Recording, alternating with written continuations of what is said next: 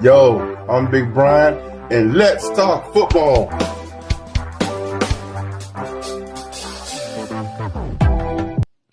the hell's going on out here? I am still a Cowboys fan, but the only Cowboys I'm acknowledging from here on out are the 60s, 70s, and 90 Cowboys. I'm done with these current Cowboys.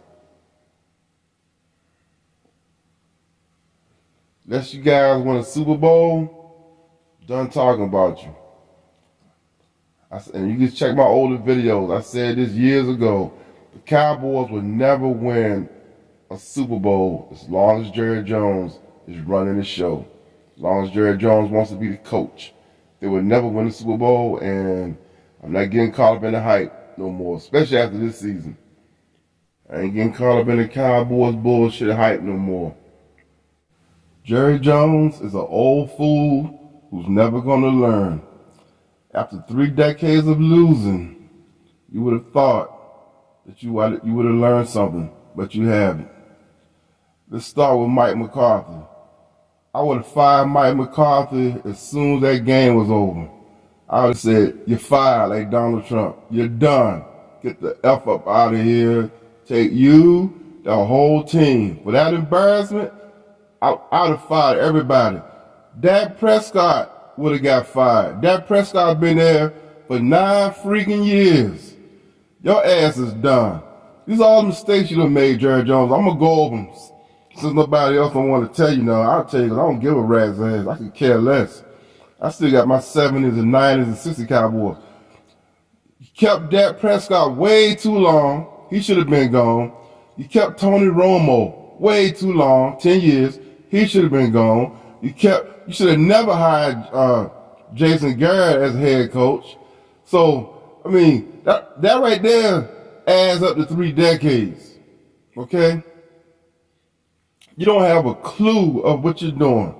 You should have hired first of all, and the main one, you should have never got rid of Jimmy Johnson. It starts there.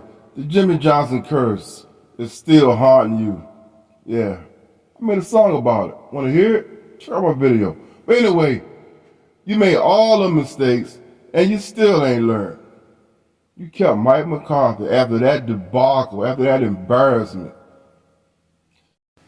After the 49ers and Green Bay embarrassment, I would have hired the water boy as coach just to set an example. I'd have been like, hey kid, what's your name? You want to be our head coach? You are our new head coach. Just to set an example. As long as I've been watching the NFL, we've heard some outlandish remarks after the game. But I have never heard a player say, I suck tonight, except Dak freaking Prescott. I'm not a guy that lives in the past, and so where my feet are, and at this moment, yeah, I mean, I suck tonight. I suck tonight. And as soon as he said that and walked out of that press conference, I would have walked right up to him and said, you're fired. Get your shit and get out of here. Clean your locker out. And I understand that you might be a nice guy and you want to be friends with some of these people, some of these players. That's all fine. But you got to say, hey, look, we can still be friends. You can still come to the stadium. But your ass got to go. You can't play for me no more. I want to win. Okay? Yeah. You can come to the stadium all you want. But I want to win. You can't play for me no more. All right? You should have hired Bill Belichick. Can you imagine Bill Belichick? The man who won 6 Super Bowls, you would have had, since you like being in the limelight, you would have been in the limelight for the rest of the year.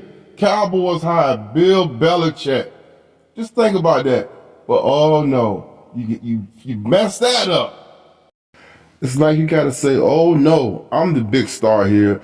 Nobody's gonna steal my shine. And just like Michael Irvin said, I would have reevaluated this team since you want to be coach. But I was okay, look, I'm getting rid of all you dead weights. I would have kept Michael Parsons, CeeDee Lamb, Tony Pollard, I like him. The tight end is a beast, the new guy, that young guy. DeMarcus Lawrence, and your secondary and cornerbacks aren't bad. All you need is some linebackers. That's it. And a good running back. Everybody else, get the hell up out of here. Here's your paycheck. See you. Vince Lombardi said years ago, the running game opens up the passing game. And it does. This is what I believe, and believe strongly. It is the running game that puts a team in position of command. It is the running game that makes the passing game go. There is satisfaction, of course, in a perfectly executed pass play. But the satisfaction that is derived from the perfectly executed running play is supreme. For the running play demands the coordination of everyone, the cohesion of all 11 men. Playing football, winning that football ain't brain surgery. It's a simple thing. Who's ever the strongest, fastest, and smartest is going to win.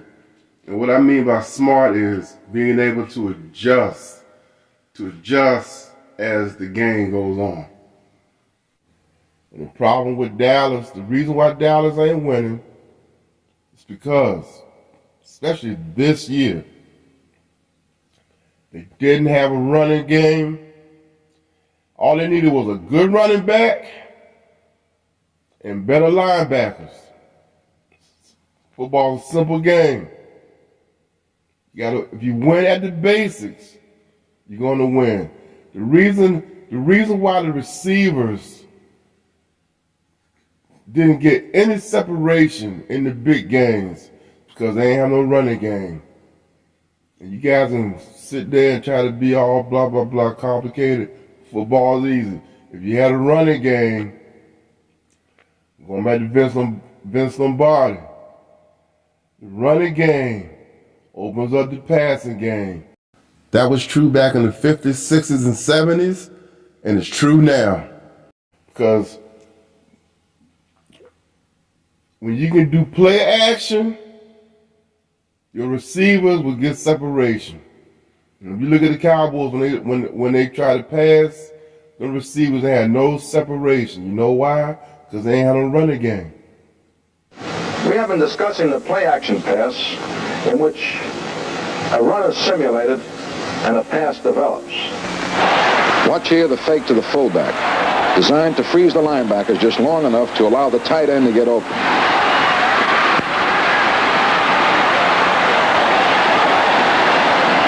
Again, observe the quarterback's retreat, back turn, his fake,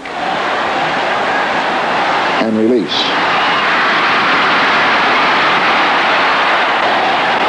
Here in a play-action pass, the quarterback fakes to the halfback, finds his primary receiver covered, and throws to the back he faked to.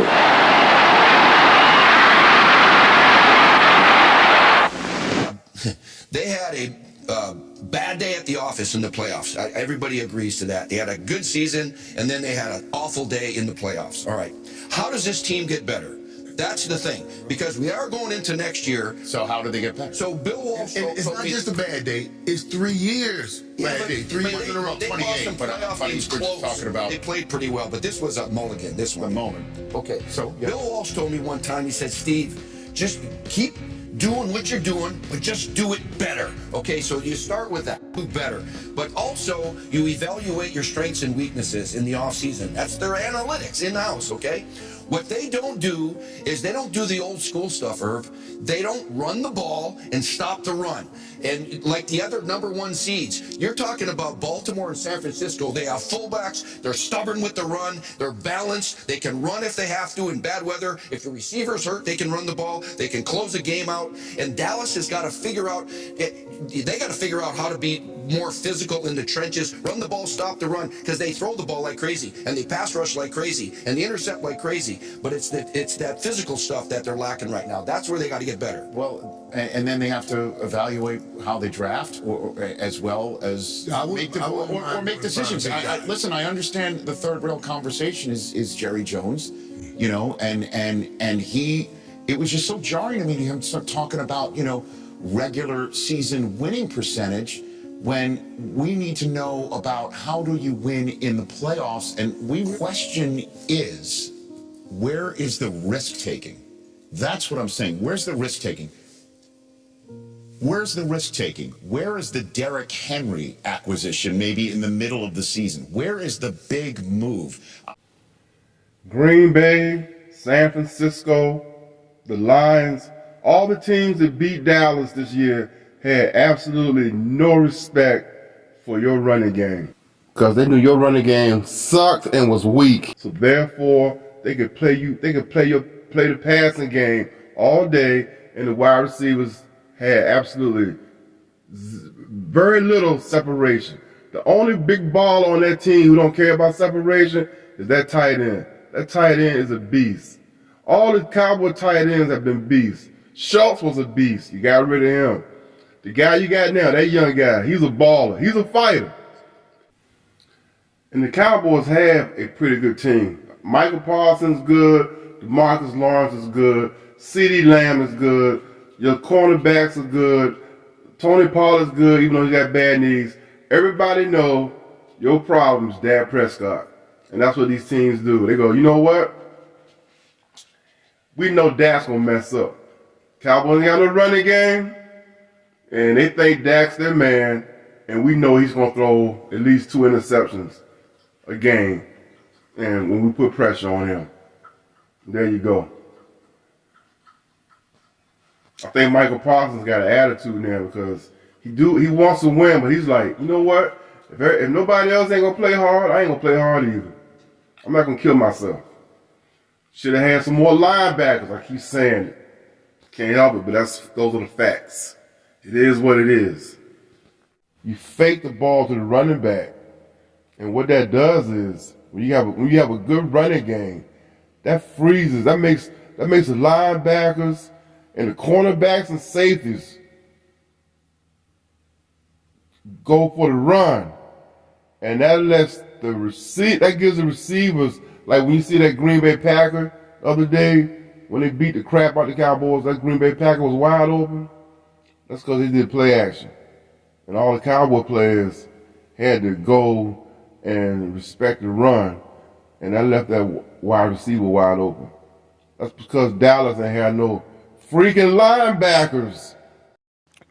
Because you didn't have any linebackers, you actually had safeties and cornerbacks on the line. You know how crazy that was? Unbelievable. Had like 185-pound guys going up against 300-pound guys, and they were laughing. Yes, look at my old videos. I said that way back. The Cowboys will never win a Super Bowl as long as Jerry Jones is running the team. I'm done.